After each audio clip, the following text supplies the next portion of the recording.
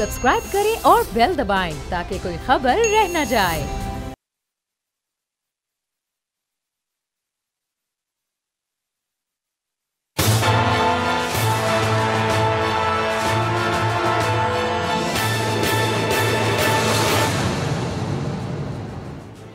अस्सलाम वालेकुम नाजरीन, मैं हूं आपका मेज़बान समी इब्राहिम और आप देख रहे हैं प्रोग्राम तज्ज़िया। अमूमी तौर पर अलीना इस प्रोग्राम को एंकर करती हैं, वो हमारी होस्ट होती हैं, लेकिन तबीयत की ख़राबी की वजह से वो नहीं है, तो इसलिए ये ज़िम्मेदारी आज फिर मुझ पर है। लेकिन आज हमारे साथ एक स्पेशल गेस्ट भी हैं। पाकिस्तान मुस्लिम लीग नून के secretary general doctor Ehsan Iqbal हमारे साथ हैं, राना ताहिर भी मेरे साथ हैं और इनसे हम गुफ्तगू करेंगे जो इस वक्त पाकिस्तान की सियासी सूरत हाल है। Prime minister Imran Khan America के दौरे पर हैं, ट्रंप से उनकी जो मुलाकात है उस पर भी एहसन इकबाल साहब से बात करेंगे। लेकिन ये भी जानना चाहेंगे कि जो सियासी इस वक्त एक अपोजिशन तहरीक चलाने की बात कर रही है, एहतजाज की बात कर रही है, वो कहाँ तक मटेरियलाइज़ हुआ, अपोजिशन के जहनों में क्या है, बहुत सारे सवालात। एहसन इकबाल साहब बहुत शुक्रिया, आप तशरीफ़ लाए आज हमारे शो में, बहुत बहुत शुक्रिया आपका। मैं शुरू करता हूँ आप ही से। सबसे पहले अगर आप कोई अपना कमेंट करना चाहें, प्राइम मिनिस्टर ने ट्रंप से मुलाकात की है, बहुत सारी जो चीज़ें आई हैं उसमें एक जो प्राइम मिनिस्टर का कमेंट है, उन्होंने कहा प्रेसिडेंट ट्रंप की मौजूदगी में कि पाकिस्तान को अमेरिका की जंग में शामिल नहीं होना चाहिए था। 70,000 जानें हमने गंवाई हैं और बहुत ज़्यादा हमारा माली नुकसान हुआ है। किस तरह देखते हैं आप? बहुत शुक्रिया समी साहब। सबसे पहले तो मैं आपकी वसातत से जो ज़लज़ला आया है उसके जो मुतासरीन हैं उनसे दिली हमदर्दी का इज़हार करना चाहूँगा और जो जानी अमवात हुई हैं उनके अहल ख़ाना से भी हमदर्दी का इज़हार करना चाहूँगा। और हम सब की दुआ है कि अल्लाह ताला महफूज रखे वहाँ पर जो भी लोग हैं और कम से कम नुकसान हो। ये वो कुदरती आफ़ात हैं जिनके आगे इंसान के तमाम वसाइल और इंसान की तमाम कोशिशें बेबस होती हैं। लिहाजा हम अल्लाह ताला से दुआ करते हैं कि वहाँ खैरियत रहे और कम से कम नुकसान हो। अभी जो आफ्टर शॉक्स की भी तवक्को है उसमें भी मैं उम्मीद करता हूँ कि लोग एहतियाती तदाबीर लेंगे और ऐसी जगहों से परहेज़ करेंगे कि जो वल्नरेबल हों। अब आपने जो कश्मीर के हवाले से वज़ीर आज़म के दौरे की और अमेरिका के दौरे की बात की और सदर ट्रंप से उनकी मुलाकात जो थी, मैं समझता हूँ कि ये यकीनन एक अहम मुलाकात थी, लेकिन इसके जो नताइज हैं वो आने पर ही हम ये फ़ैसला कर सकेंगे कि वो मुस्बत थी या महज एक रस्मी मुलाकात थी। आपको ये चीज़ बार सूरत पेश नज़र रखनी चाहिए कि अमेरिका अपने इलेक्शन साइकिल में दाखिल हो चुका है। वहाँ पे तकरीबन 4 मिलियन के करीब इंडियन अमेरिकन्स भी हैं जो एक बहुत बड़ी लॉबी है, और वहाँ पे इसी तरह पाकिस्तानी भी तकरीबन 5-6 लाख के करीब बसते हैं। उनमें डॉक्टर्स की बड़ी अच्छी स्ट्रॉन्ग हैसियत है वहाँ के निज़ाम में। तो मेरे ज़ाती राय में अमेरिका की इंतज़ामिया इस मौके पर कोई साइड्स नहीं लेगी। वो इंगेजमेंट ज़रूर करेगी और उसकी कोशिश होगी कि ये कोई तनाज़ा ना बने, लेकिन कोई मौसर कदम वो उठा सकती है, इस बारे में हमें इंतज़ार करना होगा। अल्लाह करे कि वो उठा ले। जो मेरे बहुत ज़्यादा तहफ़्फ़ुज़ात हैं वो ये हैं कि हुकूमत ने 45 दिन ज़ाय कर दिए हैं। आप देखिए कि जब ये कदम मोदी ने उठाया तो उससे कमो बेश 3 महीने पहले वो सिग्नल्स दे चुका था, और ख़ुद वज़ीर आज़म ने कौमी असम्बली में तस्लीम किया कि बिश्केक में जो SCO की समिट हुई थी उस वक्त उन्हें पता लग गया था कि वो इंतहाई कदम करने जा रहे हैं। हुकूमत ने कोई पेशबंदी नहीं की। फिर जब ये कदम हो गया तो 45 दिन आपने देखा कि वज़ीर आज़म ने किसी एक मुल्क का दौरा नहीं किया। वज़ीर ख़ारजा ने माँ सवाए चीन के किसी एक मुल्क का दौरा नहीं किया। हमारी 50 रुकनी या उससे ज़्यादा बड़ी काबीना है, इसमें 5-6 वज़ीर तो ऐसे ज़रूर थे कि जो बैरूनी दौरा कर सकते थे, जाके कायल कर सकते थे। वज़ीर आज़म के एनवॉयस बन के वो जाते। हमें 40-50 कैपिटल्स में लॉबी करना चाहिए था, जिनमें सिक्योरिटी काउंसिल के परमानेंट मेंबर्स भी हैं, दूसरे मेंबर्स भी हैं। हमें कम से कम इस्लामी ममालिक से सरबराही कॉन्फ्रेंस के इजलास का तकाजा करना चाहिए था, और अगर वो इसमें कोई हेलो हुज्जत करते तो हम उन्हें कहते कि हम इस मुर्दा फोरम से बाहर निकल जाएंगे। अगर ये कश्मीर के जेनोसाइड पे उनकी आवाज़ नहीं बन सकता तो हमें ऐसे मुर्दा फोरम की फ़ीस भरने की ضرورت نہیں ہے. تو یہ بہت سی ایسے اقدامات تھے جن کو اگر اٹھایا جاتا تو پاکستان کی سفارتکاری میں کچھ وزن زیادہ ہوتا. اب ایک جنرل اسمبلی کا اجلاس ہے, وہ ایک سیاسی میلہ لگتا ہے سالانہ, جس میں سربراہان آتے ہیں, وہ اپنی اپنی تقاریر کر کے چلے جاتے ہیں, اور اس تقریر کی زیادہ تر حیثیت جو ہے ان کی ہوم آڈینس کے لیے ہوتی ہے. تو کچھ انٹرنیشنل اس کا میسج بھی ہوتا ہے, لیکن جو اصل امپیکٹ ہے وہ سفارتکاری سے نکلتا ہے جو آپ ممالک کے ساتھ مل کے براہ راست کرتے ہیں. تو یہ ساری چیزیں ہمارے پیش نظر ہیں, تو ان کے باوجود بیٹر لیٹ دین نیور, ابھی بھی بہت. لیکن احسن صاحب ایک چیز, ماضی میں پیپلز پارٹی بھی کی گورنمنٹ رہی, نون لیگ کی بھی گورنمنٹ رہی, اور یہ آپشن جو سفارتکاری کی کشمیر کے لیے تو ہمیشہ سے آپشن تھی. کشمیریوں کے ساتھ جو ظلم ہو رہا ہے یہ کوئی ابھی نہیں ہوا, کرفیو بھی لگتے رہے, وہاں پر قتل و غارت بھی ہوتی رہی, وہاں پر سرچ آپریشنز کے نام پر نوجوانوں کو شہید کیا گیا, بہت زیادہ ظلم و ستم ہوا. لیکن ماضی میں بھی ہم نہیں دیکھتے کہ کوئی جن سٹیپس کا آپ نے ذکر کیا اس طرح کی کوئی روبسٹ ہمیں سفارتکاری نظر آئی. دیکھیے, پہلی بات تو یہ ہے کہ 72 سالوں میں بھارت نے کبھی یہ انتہائی قدم اٹھانے کی جرت نہیں کی تھی, چاہے کوئی بھی حکومت تھی, چاہے وہ مسلم لیگ نون کی تھی, چاہے پیپلز پارٹی کی تھی, چاہے جنرل ضیاء الحق کی تھی, چاہے مشرف صاحب کی تھی, چاہے وہ ایوب خان صاحب کی تھی, کسی کی بھی تھی. کبھی بھی بھارت کو ہماری 72 سالہ تاریخ میں یہ جرت نہیں ہوئی تھی کہ وہ اتنا انتہائی قدم اٹھائے. تو سوال یہ ہے کہ کیوں کر بھارت نے یہ قدم اٹھایا. غالباً اس کی نظر میں آج پاکستان کو اس نے بہت کمزور پایا, معیشت کے لحاظ سے, سفارتکاری کے لحاظ سے, اندرونی انتشار کے حوالے سے. تو اگر یہ قدم وہ پہلے اٹھاتا تو اس کو یقیناً بھرپور رسپانس ملتا. دوسری چیز یہ ہے کہ دیکھیں, جب بھی بھارت نے وہاں پہ ایسا ایک قدم اٹھایا جس سے کشمیریوں پہ ظلم زیادہ کیا, میں آپ کو برہان الدین وانی کا قصہ, جب ان کی شہادت ہوئی اور اس وقت بھی بھارت نے پیلٹ گنز شروع کی, تو حکومت نے بھرپور سفارتکاری کی اور بھارت پہ دباؤ آیا, اور اس کا ڈوزیئر جنرل سیکرٹری جو ہیں, سیکرٹری جنرل یونائٹڈ نیشنز, ان کو دیا گیا, اور پرائم منسٹر نواز شریف نے اس وقت بھی تقریر میں اس کو وہاں پہ اٹھایا. لیکن اس کے علاوہ جو براہ راست ممالک سے بات چیت کی گئی, انہوں نے انڈیا پر اپنا اثر بھی استعمال کیا. لیکن پھر بھی میں یہ کہوں گا کہ انڈیا کو کبھی یہ جرت نہیں ہوئی تھی کہ وہ اتنا بڑا انتہائی قدم اٹھائے. لہٰذا جتنا بڑا اس نے قدم اٹھایا تھا, اس کے لیے اتنی ہی بڑی رسپانس ہونی چاہیے تھی, جو حکومت نے افسوس سے کہنا پڑتا ہے کہ ان 45 دنوں میں نہیں دی. آپ کا مطلب سفارتکاری ہے یا آپ کسی فوجی رسپانس کی بات کریں؟ نہیں, سفارتکاری. دیکھیے نا, جنگ تو ایک آخری حربہ ہوتا ہے, اور وہ جب آتی ہے وہ کسی کی چوائس نہیں ہوتی.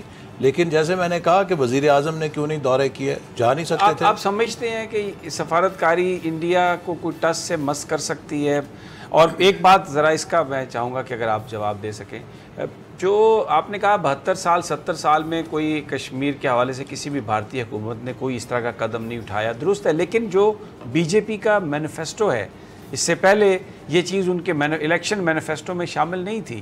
کشمیر کا اسپیشل سٹیٹس ختم کرنا, اس دفعہ جو نریندر مودی کا جو الیکشن تھا اس مینیفیسٹو میں بہت کلیئرلی پچھلے الیکشن سے ڈیفرنٹ طور پہ لکھا گیا تھا. تو یہ تو ان کا الیکشن مینیفیسٹو تھا. حکومت کوئی بھی ہوتی, they were going to do that. دیکھیے, بی جے پی کا مینیفیسٹو اگر آج آپ اٹھا لیں, آدھی چیزیں ہوں گی جن پہ عمل ہوگا, آدھی چیزیں جن پہ عمل نہیں ہوگا. کسی بھی حکومت کا جو انتخابی منشور ہے وہ الیکشن سے پہلے ایک امیجینیشن لوگوں کی اسٹرائک کرنے کے لیے بنایا جاتا ہے, اور ایک نیک دلی بھی ہوتی ہے, لیکن جو حقائق ہیں ان کی روشنی میں پھر اس کی ترجیحات کی جاتی ہیں. تو کوئی بھی جماعت یہ نہیں کہہ سکتی کہ اس نے 100% اپنا مینیفیسٹو پورا کیا ہے. اگر پاکستان آج مضبوط ہوتا, پاکستان میں داخلی اتحاد ہوتا, اور ایک اچھی پاکستان میں, دیکھیے میں مثال دیتا ہوں, جب پشاور میں اٹیک ہوا, دہشت گردوں نے آرمی پبلک اسکول میں کیا, 3 گھنٹے کے اندر وزیر اعظم نواز شریف نے وہ ساری قیادت جس میں دھرنے والی قیادت تھی اسے بھی اکٹھا کیا, عسکری قیادت ساتھ بیٹھی, اور پوری قوم نے ایک میسج دیا دہشت گردی کے خلاف. اس سے میں سمجھتا ہوں کہ جو ہمارا آپریشن عزم تھا اس کی آدھی کامیابی وہ قوم کا ڈیکلریشن تھی. کیا وجہ ہے کہ 5 کو جب یہ ہوا, 6 تاریخ کو کیوں نہیں نواز شریف صاحب تو جیل میں ہیں, دیگر اپوزیشن کے لوگ ہیں, عمران خان صاحب نے لیڈر آف اپوزیشن اور دیگر قومی قائدین کو بلایا, اور اسی طرح جیسے نواز شریف صاحب نے اکٹھا کیا تھا, اگر 6 کو پوری پاکستانی قوم وزیر اعظم ہاؤس سے مل کر ایک ڈیکلریشن جاری کرتی، دنیا اس کو اور طرح دیکھتی۔ جب وزیر اعظم صاحب مظفر آباد تشریف لے گئے جلسہ کرنے کے لیے، اگر فون اٹھاتے اور لیڈر آف اپوزیشن کو کہتے کہ آئیے ہم اکٹھے چل کے کشمیریوں کو پیغام دیں کہ پوری پاکستانی قوم ہے، ان کی آواز میں اور طاقت ہوتی۔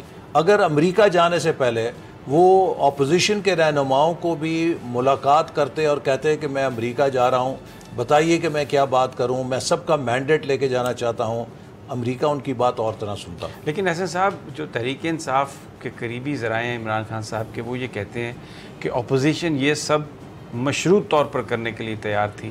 وہ جو اس وقت بہت سارے جو کیسز چل رہے ہیں اس کو وہ اپوزیشن یہ سمجھتی ہے کہ یہ پولیٹیکل وچ ہنٹنگ ہے، اور وہ یہ چاہ رہے ہیں کہ وہ جو پولیٹیکل وچ ہنٹنگ ہے بقول اپوزیشن کے، اس کو اگر روکیں گے عمران خان صاحب تو پھر داخلی اتحاد کی بات ہو سکے گی۔ دیکھیے، جس دن قومی اسمبلی کا پہلا اجلاس ہوا، شہباز شریف صاحب نے، ابھی تو کوئی وچ ہنٹنگ شروع نہیں ہوئی تھی، اس دن کہا کہ آئیے ہم ایک قومی میثاق معیشت پر اتفاق کریں۔ پاکستان کے مسائل ایسے ہیں کہ ہم سب کو مل کر ان کے لیے کام کرنا چاہیے، تو وہ تو ایک بڑے خلوص نیت کے ساتھ کی گئی۔ لیکن احسن صاحب، جو قومی اسمبلی کا پہلا اجلاس تھا جس وقت پرائم منسٹر صاحب حلف اٹھا رہے تھے، اگر وہ آپ اب آج بھی اس کی پروسیڈنگ نکال کے دیکھیں تو وہ اپنی تقریر بھی نہیں کر پا رہے تھے، وہاں پر اتنا شور شرابہ تھا، وہ پہلی ان کی تقریر تھی۔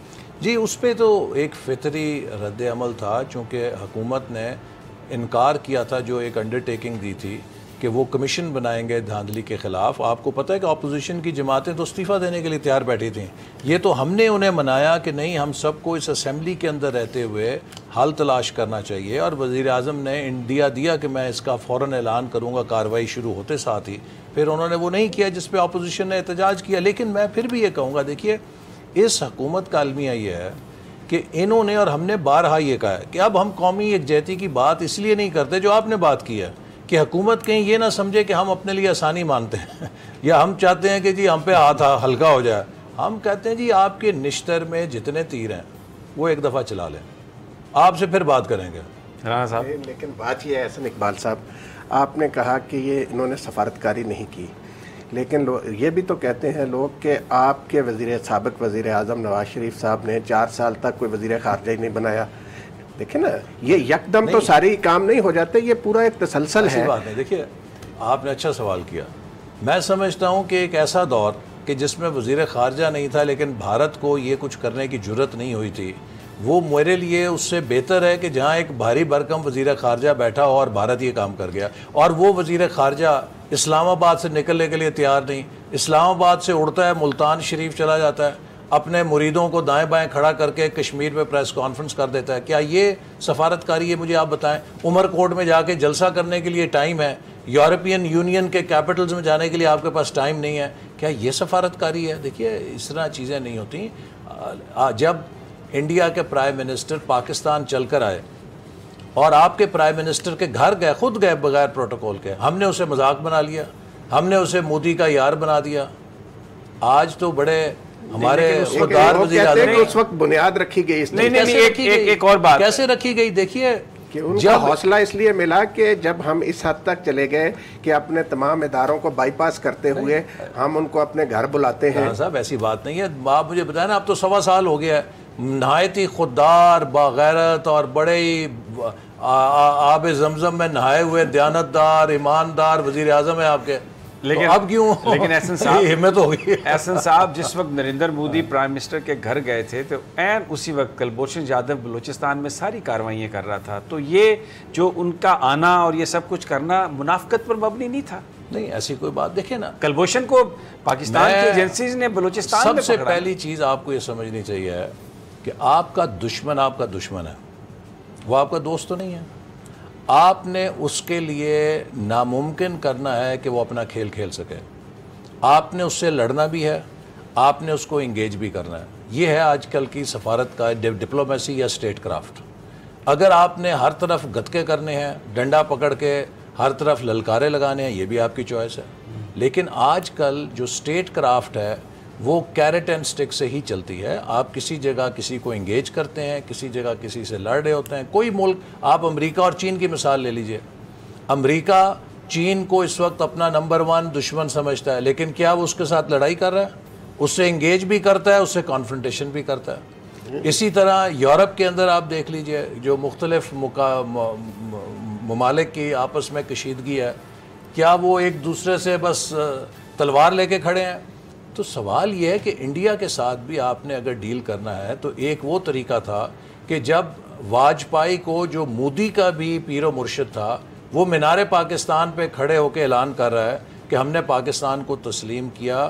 جب میں گورنر ہاؤس سے چلا, میرے ساتھیوں نے کہا کہ آپ کو پتہ ہے آپ کہاں جا رہے ہیں؟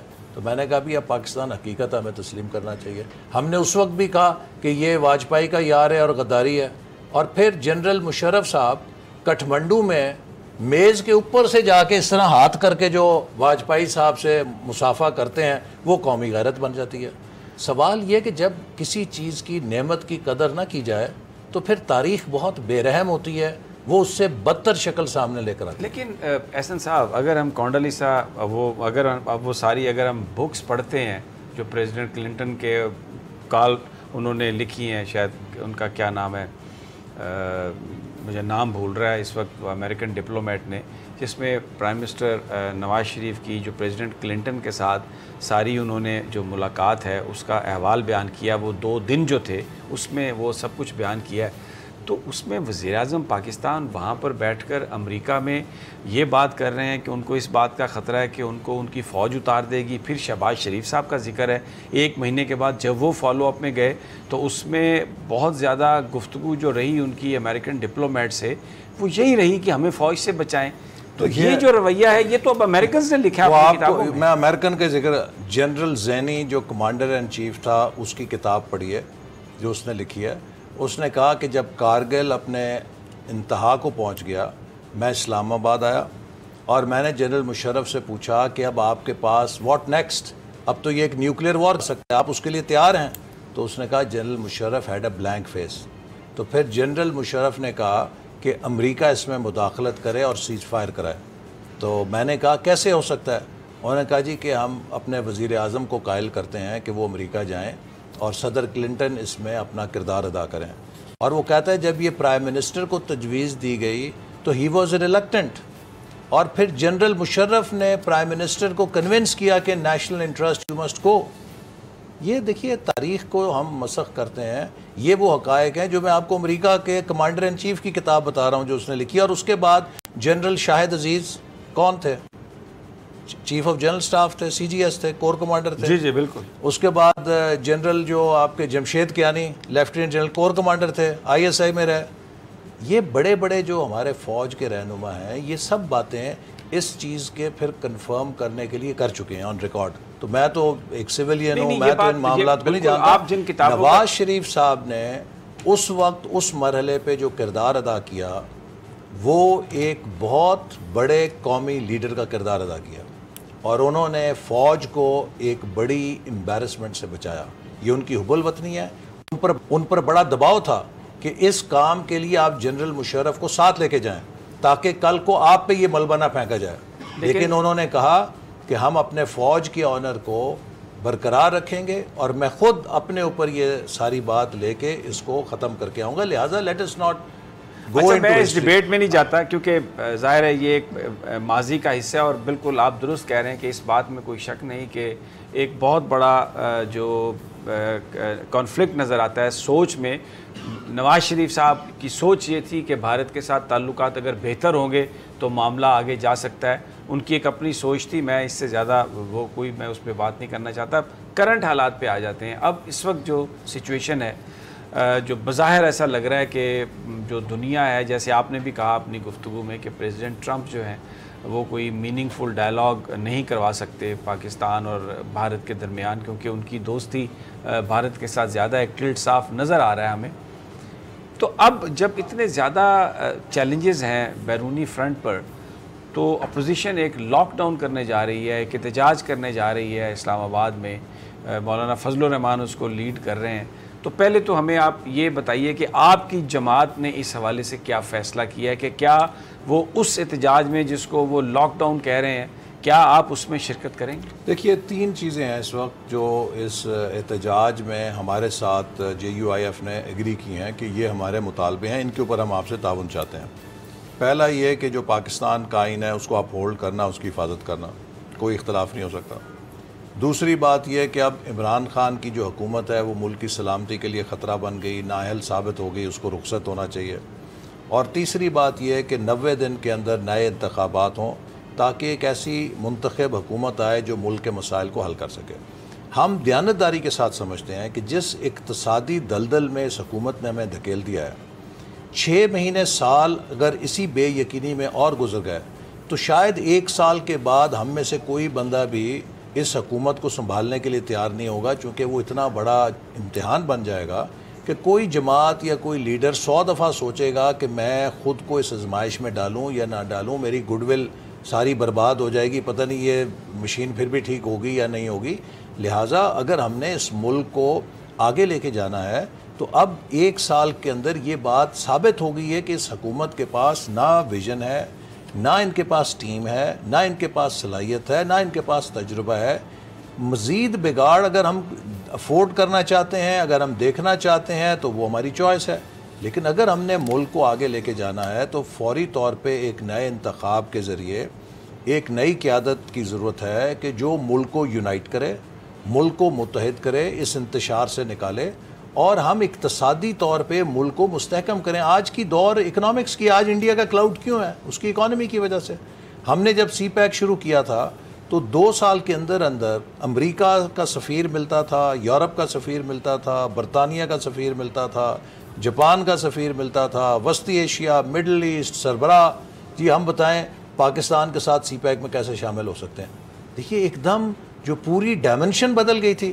وہ ملک جس کو سیکیورٹی سٹیٹ کہا جاتا تھا، پہلی دفعہ دنیا اس کے ساتھ اقتصادی پروجیکٹ شامل ہونا چاہیے۔ تو میں سمجھتا ہوں کہ اسی طرح ہمیں اس ملک کو دوبارہ ترقی کے راستے پہ ڈالنا ہے، اور مزید جو آن جاب ٹریننگ ہے کہ پتہ نہیں اب یہ شاگرد کیسا سیکھے گا بھی کہ نہیں سیکھے گا، پر سیکھنے میں ملک کا بڑا نہ کر دیں۔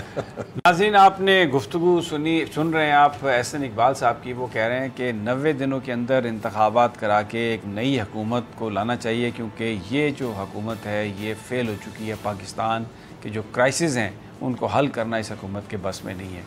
یہاں پر ہم ایک چھوٹا سا وقفہ لیتے ہیں، اور جب واپس آتے ہیں تو جناب احسن اقبال صاحب سے سوال کریں گے کہ یہی بات تو عمران خان بھی کہتا تھا، لیکن اس وقت نون لیگ جب گورنمنٹ میں تھی تو وہ یہ کہتے تھے کہ 5 سال کے لیے مینڈیٹ ملا ہے الیکشن میں، جب تک وہ 5 سال پورے نہیں ہوں گے عمران خان صاحب کو کوئی حق نہیں کہ وہ ہم سے استعفیٰ طلب کریں یا نئے انتخابات کا مطالبہ کریں۔ یہ سب کچھ ایک چھوٹے سے وقفے کے بعد۔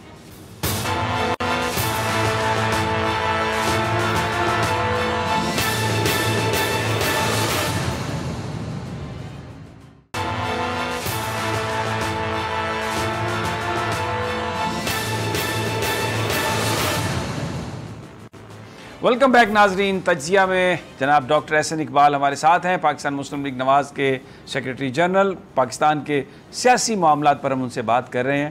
تو بریک پر جانے سے پہلے معاملہ تھا کہ احسن اقبال صاحب کہتے ہیں ان کی جماعت یہ سمجھتی ہے کہ عمران خان ناکام ہو چکے ہیں، ان کی حکومت ناکام ہو چکی ہے، پاکستان کے کرائسس بہت بڑے ہیں، تو نئے انتخابات ہونے چاہیے۔ ڈاکٹر صاحب یہی بات تو عمران خان کرتے تھے جب وہ دھرنے میں آئے تھے، اور پوری اپوزیشن یہ کہتی تھی کہ بھائی یہ 5 سال کے لیے الیکشن ہوا ہے، آپ کیسے ہم سے استعفیٰ ڈیمانڈ کر سکتے ہیں؟ دیکھیے پہلی بات تو یہ ہے کہ کوئی بھی اپوزیشن اگر مڈ ٹرم الیکشن کا مطالبہ کرتی ہے یہ اس کا جمہوری حق ہے۔ اگر عمران خان صاحب بھی ڈیمانڈ کر رہے تھے تو ڈیمانڈ کرنے سے تو کوئی نہیں روک سکتا تھا انہیں۔ ہمیں جس چیز پہ اعتراض تھا کہ انہوں نے قبل از وقت ایک ایسی نیگیٹو پالیٹکس شروع کر دی جبکہ پاکستان ایک بہت بڑے تعمیری سفر شروع کرنے لگا تھا۔ آپ کو یہ معلوم ہوگا کہ چین کے صدر کا سپٹمبر 2014 میں پاکستان کا دورہ ڈیو تھا، اور عمران صاحب اس وقت اگست 14 کو دھرنا لے کر آ گئے، اور جب چین کے صدر کا دورہ تھا جس میں سی پیک کو لانچ ہونا تھا، تو ہم نے ان کی بہت منتیں کی، چلو 5 دن کے لیے دھرنا اٹھا لو یار، وہ چین کے صدر کو عزت کے ساتھ ہو جا لینے دو۔ انہوں نے انکار کیا، اور چین بھی بہت پریشان تھا چونکہ وہ نہیں چاہتے تھے کہ ان کے صدر براہ راست بھارت چلے جائیں، وہ پہلے پاکستان سے ہو کے جانا چاہتے تھے۔ تو ہم نے چائنا کو وہ اپرچونٹی ڈینائی کی کہ وہ پہلے پاکستان آئے پھر وہ انڈیا جائے۔ اور دوسرے یہ کہ ہمارے جو 5 سال ہیں اگر آپ اس پر نظر ڈالیں تو ہر سال اکنامک گروتھ پچھلے سال سے بہتر تھی۔ ہم نے ملک کو ایک پازیٹیو ٹریجیکٹری پہ ڈالا تھا. تو جب ایک ملک پازیٹیو ٹریجیکٹری پر ہو, اس کی اکانومی امپروو کر رہی ہو, تو نئے الیکشن کی ضرورت نہیں ہے. یہاں تو ایک سال کے اندر ہم نے 3.5% کی فال لے لی ہے. 3.5% اکانومی کی گروتھ ایک سال میں گری ہے. ایک سال کے اندر ہمارا جو خسارہ ہے وہ تاریخ کا سب سے بڑا 8.9% پہنچ گیا ہے. ایک سال کے اندر اس حکومت نے اتنے قرضے لے لیے ہیں جتنے ہم نے 5 سال میں لیے تھے, اور ہم نے تو ان کے عوض 12,000 میگا واٹ بجلی بنائی, 2,000 کلومیٹر موٹر ویز بنائی, سی پیک بنایا, گوادر بنایا, کیا کچھ بنایا. انہوں نے ایک اینٹ نہیں لگائی اور 10,000 ارب کا قرضہ لے لیا. تو اس بربادی کو دیکھ کے ہم سمجھتے ہیں کہ اگر ایک سال ایسا اور لگ گیا تو جیسے میں نے کہا کہ شاید کوئی سوچے گا 100 دفعہ کہ ہمیں حکومت میں آنا بھی چاہیے کہ نہیں آنا چاہیے. لیکن احسن اقبال صاحب بات یہ ہے, جو بات آپ کہہ رہے ہیں وہ یہ کہتے ہیں کہ جو کچھ آپ نے اور پیپلز پارٹی نے 10 سالوں میں بربادی کی اس ملک کی, وہ بھگت رہے ہیں, وہ اس کو ٹھیک کر رہے ہیں. یہ ہے کہ ہم نے اگر بربادی کی نا, بربادی آپ 6 مہینے چھپا سکتے ہیں, 1 سال چھپا سکتے ہیں, چلیں 2 سال چھپا سکتے ہیں, 5 سال نہیں پردہ ڈال سکتے. اگر ہم نے کوئی بربادی کی ہوتی تو ہمارے دور میں ہی ہمیں بھگتنی پڑتی. 5 سال اگر ایک مومنٹم قائم تھا. اور طاہر صاحب میں آپ کو بتاؤں, جنوری 2018 ورلڈ بینک کی جو فورکاسٹ تھی ساؤتھ ایشیا کی, وہ اگر آپ نکالیں, نیٹ کے اوپر ابھی بھی پڑی ہوئی ہے, پاکستان کے لیے انہوں نے 2019 اور 2020 میں 6% کی گروتھ ریٹ پروجیکٹ کی ہوئی تھی. دنیا اس ہماری ترقی کے سفر کو انڈورس کر رہی تھی. مسئلہ کہاں سے شروع ہوا؟ پہلے پاناما آیا, پرائم منسٹر کو نکالا, پھر اس کے بعد الیکشن کے حوالے سے سوالات پیدا ہوئے. یہ جو پولیٹیکل کرائسس پیدا ہوا, اس نے وہ فارن ڈائریکٹ انویسٹمنٹ جو پاکستان میں آ رہی تھی اس کو روک دیا. اور پھر یہ حکومت آ گئی, انہوں نے 10 مہینے ضائع کر دیے, انہیں پتہ ہی نہیں لگا کہ انہوں نے کرنا کیا. مجھے بتائیں کہ اسد عمر مسلم لیگ نون کا وزیر تھا, کیوں تبدیل کیا؟ نہیں, وہ تو ان کا حق ہے پرائم منسٹر کا, حق ہے نا. وہ ایک آدمی اگر ایک وزیر صحیح پرفارم نہیں کر رہا ان کی نظر تو میں, مقصد ہے کہ مس پرفارم تو ان کے وزیر خزانہ نے کیا, اب اس کا الزام اپوزیشن پہ تو نہیں. لیکن ان کے پاس تو صرف 6-7 ماہ 8 ماہ وزارت خزانہ رہی نا, باقی تو پھر اگر ہماری وجہ سے انہیں مسائل کا سامنا تھا تو انہیں موقع بھی دینا چاہیے تھا. ٹھیک ہو گیا. اچھا, ابھی آپ نے گفتگو میں ایک بات کہی, آپ نے کہا کہ پاناما آیا اور پرائم منسٹر صاحب کو نکال دیا گیا. ایسا لگتا ہے کہ جیسے ایک وہ جو ایک آپ کا بیانیہ ہے ابھی, وہ جس میں آپ یہ سمجھتے ہیں کہ ایک سازش کا شکار ہوئے.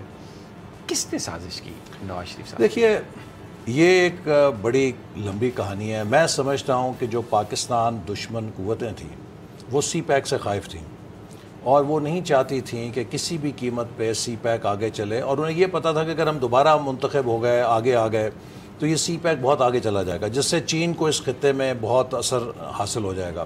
بھارت بھی بہت پریشان تھا, اور پھر جو چین کے حریف ہیں وہ بھی اس سے پریشان تھے کہ اس خطے میں, مشرق وسطیٰ میں, وسطی ایشیا میں اس کا اتنا اثر نہیں ہونا چاہیے. اب انہیں یہ سمجھ تھی کہ اگر مسلم لیگ نون دوبارہ آئی تو یہ سی پیک تو نہیں چھوڑے گی, چونکہ ان کا بیبی ہے, اس کو بہت آگے لے کے جائے گی. سی پیک کو روکنا ہے تو ان کا کوئی بندوبست کرنا ہے. اب نہ ہم پی ٹی آئی سے ہرتے تھے, نہ ہم پیپلز پارٹی سے ہرتے تھے. ہمیں ہرانے کا ایک ہی راستہ تھا کہ پاکستان کی اسٹیبلشمنٹ سے ہمیں لڑوایا جائے. اور میں اس بات کو محسوس کرتا ہوں کہ ہم دونوں اس سازش کا اعلی کار بنے. اب آپ کا کیا خیال ہے؟ اب آپ کا کیا خیال ہے؟ اکتوبر 2017 میں میرا یہ بیان بحیثیت وزیر داخلہ اخبارات کی سپر لیڈ تھا کہ بعض صحافی, ریٹائرڈ افسر اور سیاستدان, انہیں یہ ٹاسک دیا گیا ہے کہ حکومت اور فوج کے درمیان مہاجرائی کرائیں. میں نے انٹیریئر منسٹری میں بہت سارے ایسے اکاؤنٹس سوشل میڈیا پہ پکڑے جن کے اوپر نواز شریف صاحب کی فیک تصویر لگی ہوتی تھی اور اس سے فوج کو گالیاں جا رہی ہیں. اسی طرح ایک اکاؤنٹ پہ میجر کی یا فوجی وردی میں ملبوس افسر کی تصویر ہوگی, اس سے مسلم لیگ نون کو گالیاں نکالی جا رہی ہیں.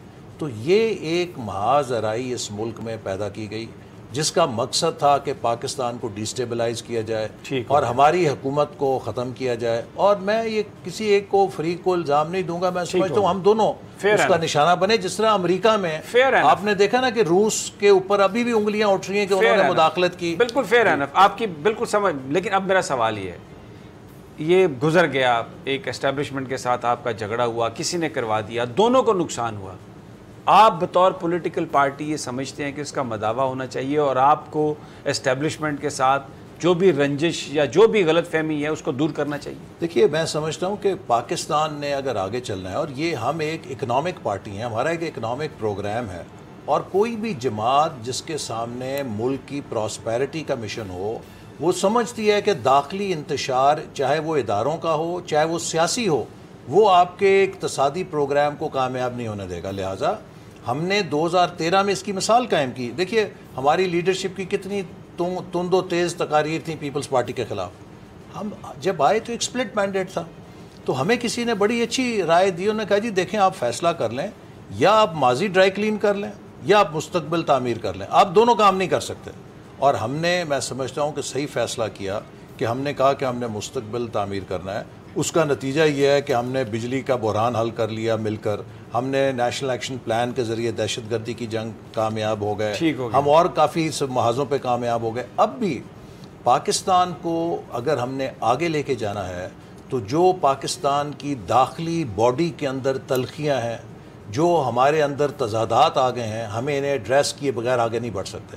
نہ ہم خارجی محاذ پہ اپنی طاقت کو منوا سکتے ہیں اگر ہم انٹرنلی ڈیوائیڈڈ رہیں گے اور انٹرنلی ایک دوسرے کے ساتھ ٹانگیں کھینچتے رہیں گے۔ پاکستان کے اداروں کو آئینی فریم ورک کے اندر اپنا کام کرنا ہے، پاکستان کی سیاسی جماعتوں کو ایک براڈر انڈرسٹینڈنگ کے ساتھ اختلاف بھی کرنا ہے، لیکن مفاہمت کا بھی راستہ اختیار کرنا ہے، تاکہ ہم اس ملک کو اس دلدل سے نکالیں اور آگے لے کے جائیں۔ بالکل، بہت آپ نے یہ اچھی بات کہی، کیونکہ مستقبل پاکستان کا اگر یہ ایک یونٹی آئے گی تو پھر ہی برائٹ نظر آتا ہے۔ جو اگر ہم مسلم لیگ نون کی سیاست کو دیکھتے ہیں تو جو انسائیڈرز ہیں، آپ بیٹر کومنٹ کر سکتے ہیں، ان کا یہ کہنا ہے کہ جو ٹاپ لیڈرشپ میں مریم نواز صاحبہ ہیں، نواز شریف صاحب ہیں، وہ ابھی بھی ایک ان کا رویہ سخت گیر ہے، جبکہ بہت سارے لوگ ایسے ہیں جو سمجھتے ہیں کہ اس پالیسی کو پر نظر ثانی کرنی چاہیے، اور شہباز شریف صاحب اس کے بہت بڑے دائی ہیں۔ آپ اس حوالے سے کیا سمجھتے ہیں کہ کیا پارٹی میں دو سوچ موجود ہے اس حوالے سے؟ نہیں، میں سمجھتا ہوں کہ کوئی ایسا اختلاف نہیں ہے۔ دیکھیے جیسے کہا جاتا ہے نا کہ جب آپ کا ویژن ہو تو اس ویژن کی کامیابی کا دار و مدار اس پہ ہوتا ہے کہ آپ کی آنکھیں تو کلاؤڈز میں ہوں، براڈ ویژن ہو، لیکن آپ کے پیر زمین کے اوپر ہوں، آپ ایک حد تک پریگمیٹک بھی ہوں۔ آپ کے اگر آپ کا سر اور پیر دونوں کلاؤڈز میں ہوں گے تو پھر آپ ہوا میں ہی تیرتے رہیں گے، لیکن اگر آپ کا سر اور پیر زمین پہ ہی ہوگا تو آپ کنویں کے مینڈک ہوں گے۔ تو ہمیں ایک امتزاج چاہیے ہوتا ہے کہ آپ کے سامنے اپنے اصول اور نظریات بھی ہوں، لیکن ان اصولوں اور نظریات کو حاصل کرنے کے لیے آپ کے پاس ایک پریگمیٹزم بھی ہو، جس سے آپ اپنا راستہ تلاش کر سکیں اور کامیابی سے اپنے پروگرام کو امپلیمنٹ کر سکیں۔ ہمارے سامنے ایک ویژن تھا کہ ہم نے پاکستان کو 2025 تک ٹاپ 25 اکانومیز میں لانا ہے، اور جب ہم نے یہ سفر شروع کیا لوگ ہنستے تھے، لیکن بالآخر 3 سال کے بعد پرائس واٹر ہاؤس کوپرز نے وہ ورلڈ رینکنگ میں ہمیں کہا کہ اگر پاکستان اسی رفتار سے چلتا رہا تو 2030 تک یہ ٹاپ 20 اکانومیز میں آ جائے گا۔ آپ نے درست ہے، میں کیونکہ وقت کم ہے، آخری سوال میں آپ سے کرنا چاہتا ہوں۔ آج آپ نے بڑا امپورٹنٹ یہ بات کہی ہے کہ داخلی انتشار ختم ہونا چاہیے اور ہر جو چیز ہے اس میں بہتری آنی چاہیے۔ سی بی ایم کیا ہو سکتے ہیں؟ آپ کیا سمجھتے ہیں کہ پاکستان کی اسٹیبلشمنٹ کیا کرے کہ جس سے جو غلط فہمیاں تھیں نون لیگ اور ان کے درمیان وہ دور ہوں؟ کچھ سی بی ایم آپ ذکر کریں۔ دیکھیے میں سمجھتا ہوں کہ جو چیف جسٹس سپریم کورٹ ہیں، انہوں نے ایک بہت اہم بات کی تھی کہ ہمیں ایک چارٹر آف گورننس کی ضرورت ہے۔ اسی طرح اس سے پہلے نواز شریف صاحب بھی ایک موقع پہ کہہ چکے تھے کہ ہمیں ایک میثاق پاکستان کی ضرورت ہے۔ شہباز شریف صاحب نے کہا ہمیں میثاق معیشت کی ضرورت ہے۔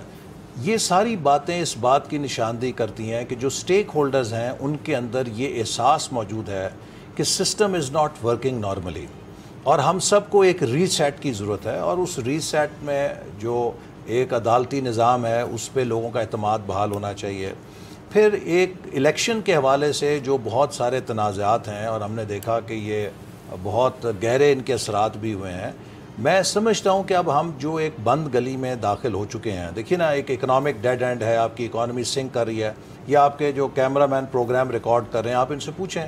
کل میرے پاس آئے ہوئے تھے ایک ٹی وی پروگرام کے لوگ ریکارڈنگ کرنے گھر پہ، تو وہ بیچارے ریکارڈنگ کرنے کے بعد رو پڑے کہتے جی کہ 7,000 میرا بجلی کا بل آتا تھا، اب یہ دیکھیں 17,000 آیا ہوا ہے، یہ 10,000 روپے فالتو دینے کے بعد میرے اسکول کے بچوں کی فیس کے پیسے میرے پاس نہیں بچے، میں کیا کروں؟ اب یہ مسائل جو ہیں ہر گلی محلے میں جا رہے ہیں، لوگوں کے لیے مشکلات بڑھ رہی ہیں۔ اب اس کے نتیجہ کیا ہوگا؟ جب معیشت تباہ ہوتی ہے نا، آپ کی معاشرت بھی تباہ ہو جاتی ہے، اخلاقی اقدار گرنا شروع ہو جاتی ہیں، ہونا شروع ہو جاتے ہیں، سوسائٹی ساری انٹرنلی تباہ ہو جاتی ہے۔ تو ہمیں فوری طور پہ ایک ریسیٹ کی ضرورت ہے، اور جیسے میں نے کہا کہ اس ڈیڈ اینڈ سے نکلنے کا راستہ ایک ہی ہے کہ آزاد منصفانہ انتخاب ہو، اس سے اداروں کی ساکھ بھی بحال ہو سکتی ہے اور ملک کو بھی ایک ایسی لیڈرشپ مل سکتی ہے جو اس کے مسائل کو لے کر آگے چل سکے۔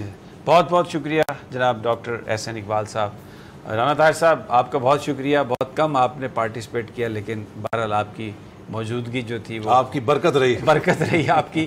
ناظرین، آپ نے سنا جناب ڈاکٹر پروفیسر احسن اقبال صاحب، انہوں نے بڑی زبردست بات کہی، یونٹی پر بلیو کرتے ہیں اور اس بات کو بھی تسلیم کرتے ہیں کہ اسٹیبلشمنٹ کے ساتھ جو جھگڑا تھا اس کا فائدہ کسی کو نہیں ہوا، نقصان پاکستان کو ہوا، اور اب ضرورت ہے اس بات کی کہ سب مل کر کام کریں۔ اپنی تجاویز بھی انہوں نے دی۔ انشاءاللہ یہ جو سیاستدانوں کے ساتھ ہماری گفتگو کا سلسلہ ہے یہ جاری رہے گا۔ ناظرین اجازت دیجیے، کل پھر آپ سے ملاقات ہوگی۔ اللہ نگہبان۔